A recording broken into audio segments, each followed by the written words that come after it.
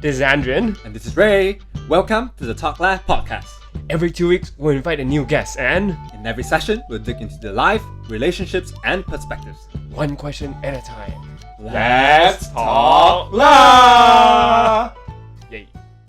Welcome to the Talk Live podcast, and this is the episode 2 with Damian. So this episode, we're going to talk more about his experience in like being an entrepreneur, doing events. But what more in details are we going to talk about, Ray? Yeah, so we're really gonna hopefully deep dive into, because we don't have many connections in the marketing and events specifically in that space. So in this episode, we hope to really get out more from what the industry is, what was the different roles that you did, what were some of the good things, the downsides of your different experiences. And I think what will be interesting is because how this whole industry was affected by COVID, and eventually you did started your own business, which you can share later, and which we'll actually be modeling. So Talk Loud Podcast will actually model some of his products. Yeah, so briefly talk about the industry in a nutshell. Sure. What was the role that you're doing, so that people and young listeners out there would understand more from an event perspective. What do you actually do? Sure. Okay, well, in a nutshell, events is huge. There are so many areas you could go into in events, whether it's sporting, whether it's corporate conferences, whether it's fashion shows. It could be anything, right? Events is a massive industry, and for me, I've touched on quite a lot of those in the past. I started off in my small town working in a little restaurant that had event space. So we do a few weddings, we do a few little meetings, these little kind of local companies doing their small little events.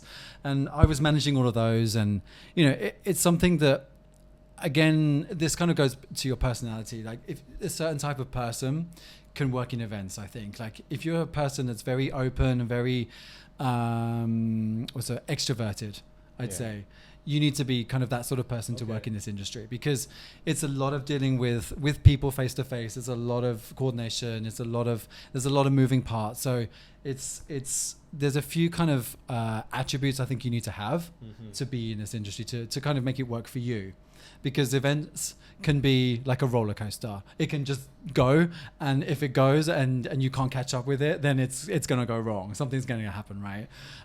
So I think you need to be someone who can catch and be able to kind of almost stop this train going off the rails, right? And I think you learn this very quickly from working in a small town in this little restaurant to then moving to the big city of London that we touched on earlier. And I was really, for me, it's very much about people. Right? I'm very much a person that's interested in people, but also wanting to connect with people. And I think the events industry is very much about that. Again, depending on what type of, area of events you work in. You could work in sporting events where you're doing London Marathon or you're doing these huge marathons, right? You're still working with a lot of people, but maybe not so one-on-one, right? Whereas a lot of events I've done, some of them have been very intimate, where it's maybe like 10 people, or it's gone up to 3,000 people. So there's a huge spectrum as well in terms of numbers of people. So for me, it's always my events that I've run have either been kind of these bespoke little conferences, moving up to larger scale conferences. But I've also done huge shows almost for luxury brands. Right, so you go from one end, like small little events, all the way up to the world's biggest brands, and you create these kind of experiences for people.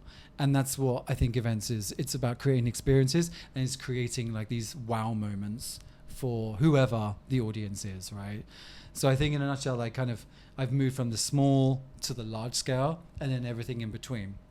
But I've never done like a huge sporting event like a marathon, or I've never done like the a Olympics. Olympics, I've been to Olympics. I've never done, exactly. So there are even bigger events that you could do. Step by step, you'll get there. Yeah, exactly, right. But I think also, going back to like the personal side, one-on-one, you would very much lose that if you were doing something like the Olympics, because it's so massive and there are so many people involved, and you are one small part of that process. Whereas if you're doing more bespoke events, you are almost like that sole person that everyone's going to come to. And that's what I prefer. I prefer that. Like if my client's going to come to me, then I will be doing everything for them. Right. And as I say, events is massive. So you, even if you are that one person, you are doing a lot of different things in order to get to that end result. Yeah. You like a more intimate, like event management style instead of like having a huge coordinator.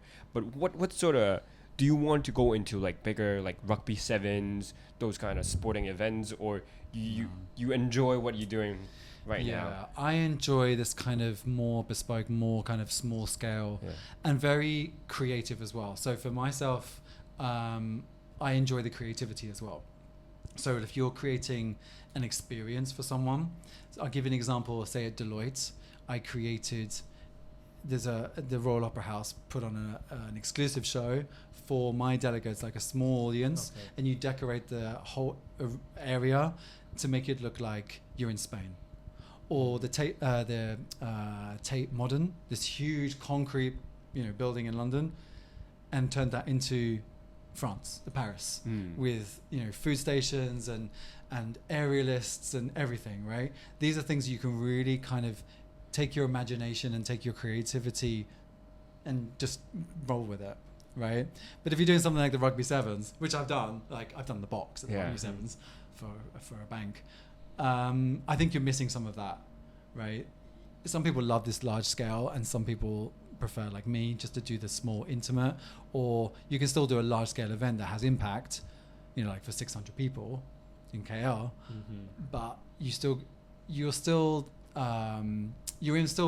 creating this kind of almost like, hard to describe it, like almost like this fantasy maybe. People step in and you've transformed everything, right? The decoration, the lighting, everything has been transformed. It's not a boring conference room anymore. It's now this huge arena with a huge LED wall, massive stage. It's ready for something exciting to happen. I really like the way that you put into words events for someone that is new to it. As an end user, it's like really creating that unique experience for them. Exactly. And I think it really matches you from where we actually connected from Instagram. You're really extroverted. You like to connect to people, right. Which is like-minded meets like-minded people, right? That's why we're all on the podcast today. Exactly right. And but I think I want to touch more about that. Like, was it a calling for you to do events? How did you actually get into the world of events? Was it because you studied business, or you studied, marketing events, and then it became your passion? Because just from that word saying like, creating an experience for someone, I'm like, well, I believe if any recruiter would want to recruit, they'll be like, this guy knows his stuff. He's an and he's got all the right buzzwords. he really cares about, not just, doing events for the sake of doing events. Really thinking from their shoes, how to make it a unique experience. Yeah, maybe, I may have a different perspective to other people, but I think, I didn't study events. I didn't study anything like that. Marketing, yes. But events, I think, no. In terms of a calling, I think I just fell into it. I think a lot of people in events actually just fall into it. Maybe it's part of your job or part of something you've done, or you've helped someone create, I don't know, a pop-up shop or whatever. It's something you just fall into, right? And as I say, like, events is so big and so diverse. You could have touched on anything, even now with your mics and stuff. This is AV. This is part of an event, right? This is the behind the scenes of an event. We can be events, Adrian. So totally, you could work on events. Yeah. But I was gonna say, because there are like, knowing, like, I'm from a property field, right? So I know a bit about events because we host events. Exactly. But there's so many nitty-gritty things that you need to take care of. 100%. How do you overcome that? Because, like, even though after all, it would be a very glamorous event, you're providing a journey, an experience to people for them to enjoy, because you create like a space for them to maybe take photos or like a journey for them. But then how do you overcome that? And the good parts and the bad parts. Well, what are the good parts and the bad parts being in events? Yes. I think one of my managers once said to me that you need to, maybe I get it wrong slightly, but you need to almost like glide like a swan, but underneath Oh. you're like moving Paddling like crazy. Exactly, right? And that's kind of the analogy you kind of need to think. Everything needs to be smooth on the layer, but underneath, it's not smooth. Yeah. And I think it's about joining the dots. A lot of it, you can have so many ideas, but then there are a lot of people involved, and everyone has their own idea, and everyone's going in their own direction. But you need to move everything in the same direction. Otherwise, it's not going to happen, right? And this doesn't matter what type of event it is or where you are. It's about you having the right control and being able to move everyone in the same direction. And I think for me, maybe this is a calling in terms of me being kind of this, I know what I want, almost being like a perfectionist. You know what you want. You know what you want to get out of this event. You also have the pressures of your client, etc., or your boss or whoever. So there's always pressures on you. And plus the 600 people or whatever as well. So you've got a lot of different pressures going on. You've also got the venue. You've also got all these moving parts, and everything is moving, as I say, in a different direction to you. And you have to pull it together. The hotel has its own rules, has its own plan, wants to do it its own way. No, you need to follow my way because this is my event and this is what I want. And it's about being assertive as well. You need to tell them what you want. You are paying. Therefore, you need to do it the way I want. I've had many times where, I'll be like, where's so-and-so? Oh, they've gone to blah, blah, blah. But why? Why are you not here when I need you now? Or, you just get, I just feel like, and it doesn't matter how many times I'm very detailed in terms of putting your plan together. Yeah. You always have to put your plan together, your run sheet. And everything is almost like minute by minute, hour by hour. Mm-hmm. And you share that with everybody in a room. If I do an event overseas, you're all sitting in this room, you read everything out, and everyone's like nodding and agreeing. You step out of that room, everything changes. Nobody agreed to anything. And you're like, but I said this, and they've done something else. Yeah. Case in, just small little things. Like I turned up in Tokyo, I ordered black tablecloths for my room because Shiseido was black and red and white.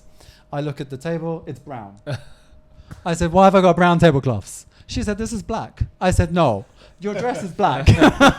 This is brown. Okay. I'm not colorblind. I can see this is brown. You need to change it. Oh, we don't have any cloths. We don't have anything else in the hotel. Okay, you need to go find it, right? You're a huge chain. Hilton, come on. Mm-hmm. You can ask another hotel. You can do something. So it's almost like not taking the first answer as well. If something is not right, have the conviction and get it changed because your client will notice or whoever will notice, right? And I'll notice. This is not right. Or if your stage is not right. Or if the tables are not right. The decoration's not right. All these little things, again, is about joining the dots. Making sure that everything you're working on all comes together to create this one moment. Because you only have one time to do this. Again, with an event, it's one time only, right? Your conference, whatever, it's only going to happen once. Get it wrong, people remember this forever, right? One event I had in the convention center, everyone was supposed to have name badges. Yeah. The company did not print the name badges. I had 3,000 people turn up with no name badge. Therefore, different people had different access rights. And my client went insane. I thought he was going to have a heart attack. He was going crazy. Because they hadn't printed the names, so I had huge queues of people, which very is disorganized. Yeah, experience. It was a total mess. And then in the end, we had to print these emergency badges and people could access anything. It just didn't work, because they're all paying different prices to go to different parts of the venue. It was a mess. But you learn from it. That's never going to happen again, right? Because I've learned that lesson. Yeah. That will never happen again. I will print the badges 4 times over if I have to make sure that never happens again. So there's little things that along the way you always learn, and it's always a learning curve, right? Whether it's a new city or a new venue or whatever, new client, there's always something to learn. And I think that's what also makes it an exciting experience working in events, in the events that I've done, which are, say the one I did for Dior in KL. Yay. I mean, that was the maybe second time I've been to KL. I've now been many times because I had to go many times over to check the venue and stuff. But, KL is not a city I was very familiar with. I didn't know the experience level. I didn't know anything, right? You've got your great hotels there, the Mandarin, etc., but I don't know what the service level and stuff is. So when I get there and you talk to the right people and they understand what you're looking for. And I think that's important as well. On the other side, that they're also wanting to create this experience that you're looking to create as well, right? So you have these conversations and you really map out the entire journey. And I think, again, that's going back to understanding the customer or understanding your delegate, mapping out that journey and how that's all going to come together for the week that they're there. So you're there for a whole week, right? I think somehow the event management, understanding, creating a journey also correlates to what we're going to talk about next, which is starting your own business. Because it's like a big project management skills that you require. Sure. You're required to understand your customer as well. Right. You need to create a product for a customer who like them. So I think event management somehow, like connecting the dots, is how you became who you are now and starting your own, being your own entrepreneur, right?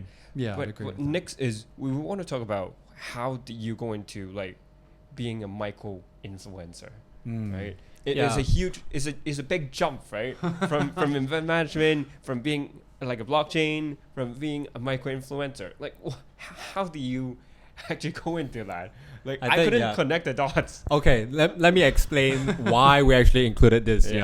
Why I decided to put this part into it, because like through my conversations with Damian, he was saying like through his events he met and connected with so many different people, and by posting about, you know, the events, how unique the experience was, you know, large balls, great dining, like 5-star service by the beaches and everything, and that has sort of branched out to something that you've created your own brand, right? At Hello Damian, by the way, on Instagram. So yeah, maybe you can share more about, you know, how, you know, being in the events industry can also help you build your own personal brand, which then have led you to explore other things. Right. Yeah, I mean, for myself, working in events, I think gives you the skill set, quite a unique skill set in terms of, you know, how you think about, how you approach a situation, how you methodically, you know, kind of keeping everything very detailed in terms of what you need to do along the way, all the steps you need to take, right? So for myself, I actually wanted to start my own event agency. So this was before COVID. This was while I was kind of in this transition of being made redundant from one agency before moving to the blockchain company I'm in now. And I mean, obviously, thankfully I didn't, because COVID hit and, you know, event agencies have shut down left, right and center.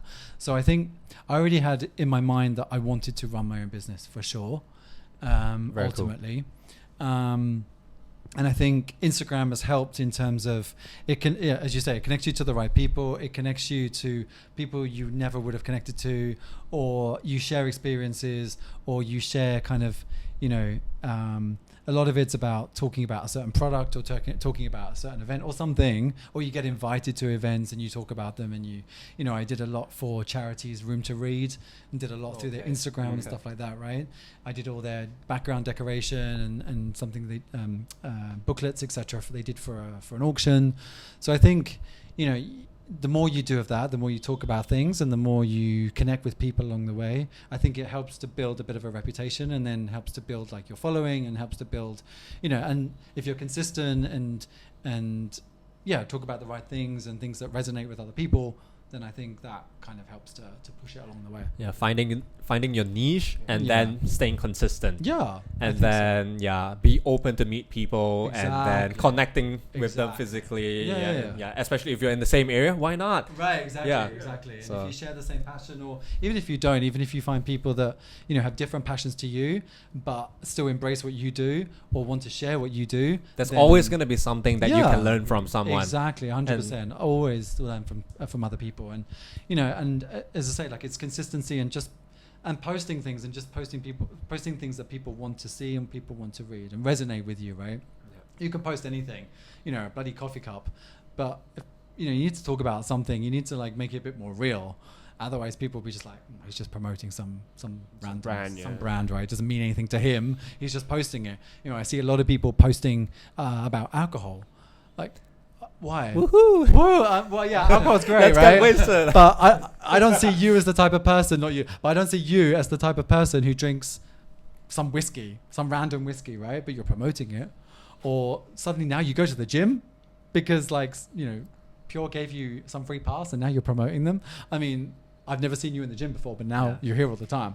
It's just, you need to be a bit more real. have conviction. I understand what you're talking about. Do you know what I Like, mean? be true to yourself. Yeah. Don't portray yourself as someone else and someone that you're Correct. not on social media. Exactly. But I think talking about products, right? Yeah. Let's lead on to, the product that you've created, Sure. SVIM. Not sure how it's pronounced. Maybe we can talk about that, but basically from our understanding, because Damian is in the event industry, right?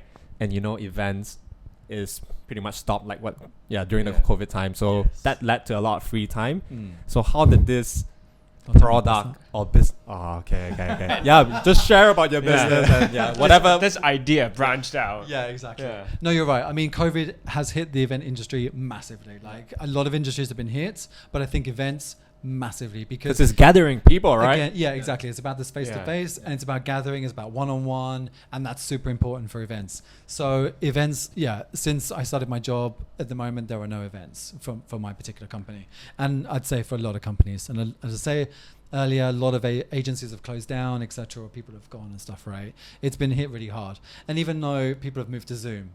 But now people have Zoom fatigue, right? Nobody else wants to be on Zoom. And Zoom doesn't give you the same experience, right? You miss so much. You can reach a wider audience. Yes, you can now go global, but you don't get that same they're not Yeah. engaged, basically, Yeah, because they're if not it's like a engaged. whole day kind of event, Exactly. they listen the first 30 minutes, and after that they just switch a different browser. Totally. They're in, and then they're 100%, doing other And things. we've all Multitasking. yeah, exactly. We're all guilty of that. So I think events is a very one-on-one, very in-person, and that will come back, and it will be huge. When it comes back, it's going to be massive, because everyone is dying for this, right? Everyone is dying to travel, dying to meet people, dying to network. So I think once, hopefully, and a lot of the world is opening. I mean, the UK is definitely trialing events for like 5,000 people, Euro 2020. Yeah, exactly, right? There was a lot happening. Obviously, the Olympics is coming up, etc. So these huge events are happening, but maybe not so much in Asia, in our part of Asia anyway. Tokyo is hosting Olympics, but I think they're doing it closed doors. Yeah, exactly. Just to avoid the crowd. So it's not the same. So I think, the industry has taken a battering, to be fair, and that will take time to recover. So for me personally, as I say, I originally wanted to open an event agency. I parked that for a bit because of what's happening, and then I thought to myself, okay, I want to do something, and I buy a lot of swimwear, like shorts, a lot of crazy designs from different brands, and I thought to myself, just randomly, this is something I could do. Just randomly, right? Because and I started doing a lot of research. I started looking at a lot of different brands, looking at different price points, looking at the materials, looking at these little things that you can do to create some sort of differentiation. There are so many brands out there all doing the same thing, but that's for everything, right? Nothing is unique anymore. No ideas are really new anymore. It's just an improvement of the next, right? So for me, I thought, okay, swimwear. I haven't seen so many brands in Hong Kong doing this, right? There are not many. And the price points are very extreme or nothing at all. So I just started researching, looking at different avenues of how I could approach this. And then just thought to myself, okay, I've got time. Let's just make this happen. And just one day I just thought to myself, okay, I'm going to do this. So I wrote out to all my suppliers and started getting samples back from them. I didn't have a name for the brand or anything at the time. I was kind of like, okay, I'm not sure what I'm going to call this, but we'll just look at what we can do first to make it different to other brands. And then I started looking at packaging, because it takes you on this journey, right? Again, it takes you on a journey. You're looking at materials, you're looking at designs, you're looking at packaging. There's so many different moving parts again. So a bit like an event, there's a lot moving. Yeah. So you can kind of methodically look through all these bits and pieces and kind of think to yourself, okay, this could work, this doesn't work. And then you settle eventually on something and you're like, okay, I think I've got it. I think I know what I want to do. I think I know how I want to make my product look, and little bits and pieces that I want to do to make the brand stand out or whatever, right? Yeah. And then you look through Instagram. Instagram is always a source Yep. for research for Yeah. everything, right? Inspiration. Everything is on Instagram. So I started looking through swimwear, men's specifically, because being a guy, obviously I know more about that. And looking at different brands, looking at different styles, and then, eventually I kind of decided on the kind of mid short, not short, not long shorts, but the mid short, because again, to think about that, and then then you start looking at pockets, then you start looking at you start looking at everything, Yeah. right? Every little detail, and then you settle on these bits and pieces, and then I thought to myself, okay, now I need a brand. I need to have a brand, right? And because I've worked in marketing, you understand how a brand works. I've worked for huge brands. You understand how Yep. brands come together. You understand about the logo, the typeface, the font, the color, everything that goes into. Yeah. It's not just the name. There's a lot behind the scenes of a brand, right? Yep. But then it's the brand story, the brand messaging, and understanding how that resonates with people. How you're going to talk about the brand, the tone of voice. So there's all these little things you have to think about, and then how you're going to launch it. So then I settled on, I thought swim, but not SWIM. I thought, Bulgari with a V. Oh, okay. I'm going to put a V in it just to make Mm. it different. Yep. Because again, for a brand, has to stand out. So You putting need a V catchy in, name, right? You need a name. Yeah. Yeah, exactly. So it is pronounced swim because they're swimwear, Yeah. Mhm. but with a V, because it's still Bulgari, but it's with a V. Yep. Right. So that's kind of where my mindset went. I thought, I have no idea if that resonates with anyone or if they're going to pronounce it correctly or anything. But at the time, I didn't really care. I was like, okay, I'm just going to create this. So I settled on that. Then I looked at the colors of the ocean. So the colors for the brand are different shades of the ocean. Right. So that's how I settled on the brand colors. And then it's the tagline, which is look good with no excuses. So anyone can wear them, doesn't matter, no excuse. And then I wanted to have a sustainable edge to it as well, which I think is really important. Yeah. And I think that's what's missing in a lot of swimwear. A lot of brands are doing it now, obviously, but it's still not 100%. And no brand, I think, can ever be 100%. Yep. Yeah. So the swimwear is made of recycled plastic, but it's not ocean plastic, which is the next big thing. But it is plastic, so it's starting somewhere. And then the packaging inside is water soluble, so you can put it in your glass of hot water and it disappears, throw it down the sink. And then the box that it comes in is a recyclable craft box. So it's just thinking about, again, all of those little elements that when someone receives it, you thought about everything, Yeah. the entire journey. So it's like the experience that they get, right? Exactly. And it's not just the experience that they get from the pants itself. Yeah, That's the main one, exactly. but it's like the packaging, Yeah, correct. how that's also sustainable, and then the story Exactly. that you put in behind the brand. I think that's Exactly. really cool. Yeah. And I think we also want to touch upon because it sort of just hearing you detail, the whole process and everything, it sort of relates to your events, right? How you want to create that run sheet, if that is something that I picked up from the previous episode, right? Exactly. So you might not have all the different details, but at least you would understand roughly what's the end-to-end process, and then filling the details, finding the right pockets, the suppliers, Exactly. etc. So there are some takeaways from different things that also helped you in this brand. Exactly. Like you can take a lot from events, like your run sheet or how you methodically think about things, the creative side, how you want it to look and feel. I think certainly from the run sheet type, I put together my Excel that has all my marketing in it. How I want to do all my Instagram, which influencers I want to reach out to, what I want to post on Instagram. Each of the tags I want to put on Instagram, all of the tag cloud I want, all the hashtags, all these little things are all in my sheet, and I have loads of tabs now on my Excel, as you do.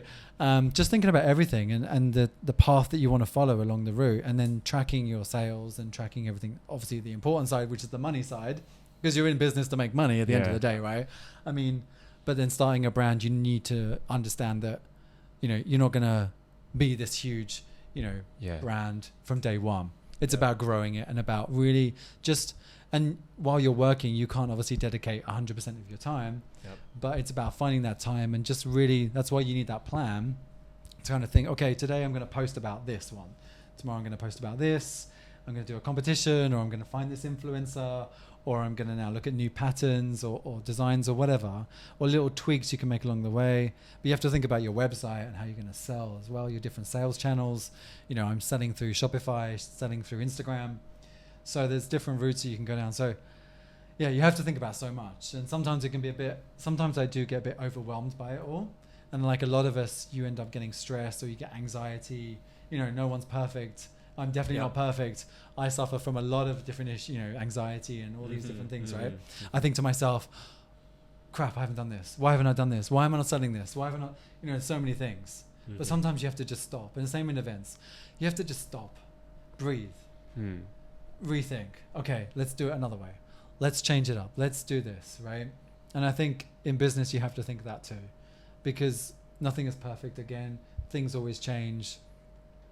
You know, maybe no one likes the design you've created, but you don't take that as a loss or as a failure. It's just that, okay, you need to change or you need to do something, right? But you see that certainly for my brand, there are lots of brands in Australia or in other parts of the world that are doing very similar. Yeah. So you know, okay, you've kind of got an idea that does work, right? So it's not an idea that can't work. It's just you maybe have to try a little bit harder because they've already established their brand. Now you've got to find your path. And is it the same people? Is it different people that you're targeting? So yeah, there's a lot of different things you have to think about. And I think some of my event experience has kind of put in, you know, I've been able to use that in this so as not to get too overwhelmed. Because in events you can be overwhelmed because of so much happening. So I think, yeah, these little things maybe you don't realize along the way, but you're taking little bits from different places and now you're putting it together, but just in a different way. So I think we got a lot of information about the swimwear, and I personally really admire it because I recently bought a shorts that we talked about. Buy from Swim. Yeah. He didn't buy from my brand, FYI. Yeah. Carry on. But then I think you found a niche. You found something that correlates to you, something that echoes with your value, and it makes you passionate to do something. And I think that's the most important, is to do something that you enjoy. Yeah. That you're really happy about. So branching out to what's next. What's next in life for you? Do you have like a plan for the future? Like after starting your own business, is there something next, or are you moving to somewhere else that you're planning? Good question. Yeah. I have no idea. No. I mean, to be fair, I haven't thought too long term at the moment. Yeah. I mean, certainly for myself, I think having this event agency or event something, I think is still the passion for me, for sure. So whether that's moving to, say, Bali, and you run like, you know, once I really wanted to run a coffee shop. So there could be a coffee shop with an event space that you can then rent out and do events and stuff, right? And selling swim shorts. And selling swim shorts and making coffee and just combining the whole thing together or whatever. Connecting the dots, right? Yeah. Exactly. Connect everything together. It all works, right? Yeah. Because you can sell your shorts to the people, whatever. Yeah. There's, you know, some of that is what I was thinking about, is because you need to go somewhere maybe that the industry is still quite big, and Bali has a big event industry. There's a lot of weddings that take place in Bali. Is it quite saturated already in Bali, or not yet? I would say probably is quite saturated. You know, one idea I had, like something I always thought about, is creating this almost like Potato Head style coup d'etat, but as a coffee shop. So it's a very cool environment with great music playing. Everyone's chilled out drinking coffee, and then in the evening it turns into a bar or whatever, right? Yeah. This kind of idyllic, looking out into the ocean, drinking coffee, chilling out. It's going to be the next Instagram hotspot, right? Right. Yeah. Exactly. But then reality, maybe that could be an event space that you could use for, because I've done a lot of incentive events as well, right? So incentive is whereby a company, a corporate, sends maybe 60 of their top performers overseas to experience. So part of it is a meeting, and then it's also about having fun as well. So going on excursions, doing fancy dinners, going to cool bars, whatever, right? I've done a lot of those as well for corporates. So I think that's still a big thing, because again, when events come back, you still want to celebrate your top earners, your top performers, whatever, right? So I think creating a space. So creating your own space, right? Going back to. Yeah. So I think I haven't thought too much about it, but I think ultimately it's to see how my journey here in Hong Kong goes. Firstly, I mean, as I say, 7 years. It's a long time. It's a long journey. It's a Yeah. Congrats on that. Thank you. You're getting your PR? In September, fingers crossed, touch wood. I hope so. Yes. So I think, it's getting past that hurdle. That was the biggest hurdle, is getting through that, feeling more settled and secure, and then thinking about what could be next. Like, could you take the swimwear further, branching into other parts of that and creating this whole lifestyle brand? Or is it that you carry on with the events and create this event brand? Yep. And go on the back of that because there's something I really do know and still enjoy. But there gets to a certain point where you get to a certain age and you're like, okay, I'm exhausted now, because events is exhausting at the same time. So whether it's you are creating, but you've got people running around doing things for you. Yeah, you need to delegate. Exactly, eventually. which is fine. Yeah, I mean, there's plenty of, and again, that gives great experience to youngsters that want to come in because they can learn. There's a lot to learn, right? So I think that's a good thing.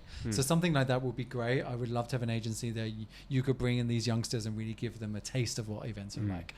So whether that's in Hong Kong, whether that's in Bali, whether that's wherever in the world, probably still in Asia, because it's very open to this sort of thing, and you can learn a lot and do a lot in Asia. So I think, plans for the future, it's still very TBC. Yep. But I think that's a good thing, right? Yeah. I think it's just rolling with the punches and see where you go. Yep. See who you meet, see who takes you on this journey, Yep. and see where you go. And just be open to it. At the end of the day, be open to the experiences, and that's what I want to carry on. I don't want to be closed, and I mean, we really, really like and appreciate the energy that you bring, and you come across as someone that's really, really opportunistic. Yeah, so you touch a bit of here and there, and you go, not to say really go with the flow. You have a plan, I mean, but you adapt. Like COVID hits, and then you realize, like, you want to touch on swimwear because you really like, buying swim shorts and all, and that could be, TBC, right? Depends on how big. Exactly. And leveraging your skill sets from events, and then the following that you've built on your Instagram page as a micro influencer. I think that helps. So bringing it all together, right? Exactly. Seeing if, And down the road, you sort of have like a rough plan. Bali seems like a place that you really want to at least from the podcast. So let's see. That's really, really inspiring that, you have a rough idea and then just going with the flow sort of, but with the mindset that you're adaptable and very opportunistic to work with different kinds of people. Yeah, exactly. I think you need to create a path, but you can deviate occasionally from that path and find what works for you and find that groove, which I think is really important. And not to be kind of like overwhelmed, or not to kind of create these walls and barriers, because you need to get past these, you can get past this. It's just that you need to maybe adapt, or you need to rethink. And I think, again, events makes you very adaptable. It makes you this type of person that shouldn't phase you, You've been through so much, you've done so much, and I think a lot of us have.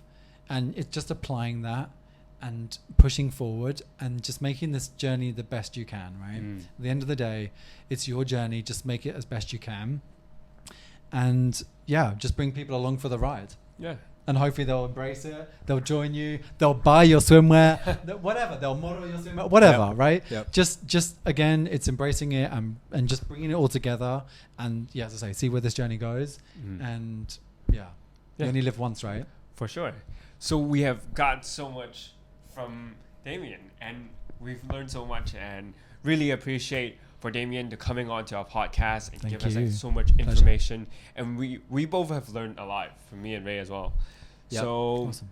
I think a lot of our audience would have also found this useful, whether it's like thinking about moving to a new place, getting along to a new culture, more about the events industry, what are different skill sets that you can pick up from different industries and apply it to potential new ventures that they're exploring, like sort of what we're doing in the podcast, etc. So thank you very much for your time, Damian. Pleasure. Big honor. And I think for the audience out there, if you found it useful, do share it, like, comment, subscribe to our channel, and drop a share. Make it a mission to make someone's days better. So I really like this quote from can't remember his name, Rob Dahl, one of the mindset coach. So with that, see you in the next episode with another guest. all right, see you guys. Peace out. Bye. Bye.